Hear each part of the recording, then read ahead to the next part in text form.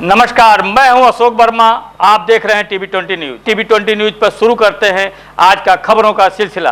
बने रहिए हमारे साथ। आजमगढ़ के रौनापार में 3 जून को हुई गन्ना किसान महापंचायत का असर अब राजनीतिक गलियारों में भी देखने लगा है। गन्ना किसानों की समस्याओं को लेकर भाजपा द्वारा महापंचायत आयोजित किए जाने पर सगड़ी विधायक डॉक्टर HN सिंह पटेल ने तंज कसते हुए कहा कि यदि सरकार किसानों की मांगें मान लेती है तो यह भाजपा नहीं बल्कि किसानों की जीत होगी।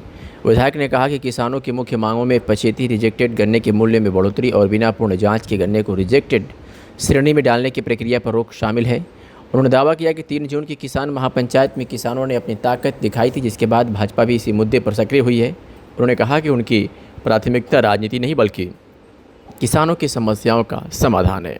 चुनाव आ रहा है, गन्ना भी दिखेगी, किसान भी दिखेंगे, युवा भी दिखेंगे, बेरोजगार भी दिखेंगे।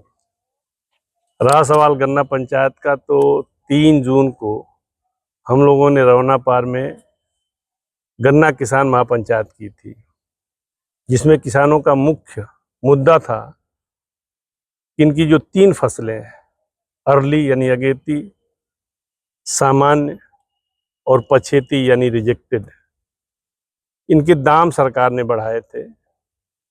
और अब तक का रिकॉर्ड रहा है कि जब दाम बढ़ते थे तो तीनों फसलों के दाम बढ़ते थे, परंतु इस बार सरकार ने अगेती यानी अर्ली का दाम 370 से 400 कर दिया, सामान्य का दाम 360 से 390 कर दिया, परंतु पछेती यानी रिजेक्टेड का दाम 355 की जगह 355 ही रहा। हालांकि उसको भी 385 होने चाहिए थे, जो कि अब तक होते आए हैं।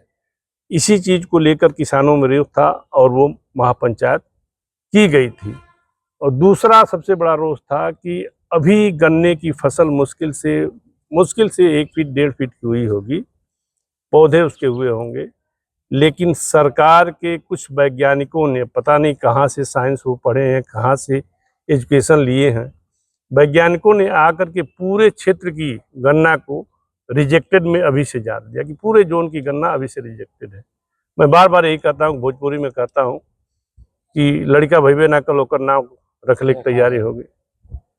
तो गन्ने की फसल तैयार हुई नहीं और आप उसके पूरे गन्ने को रिजेक्टेड में डाल दिए हो।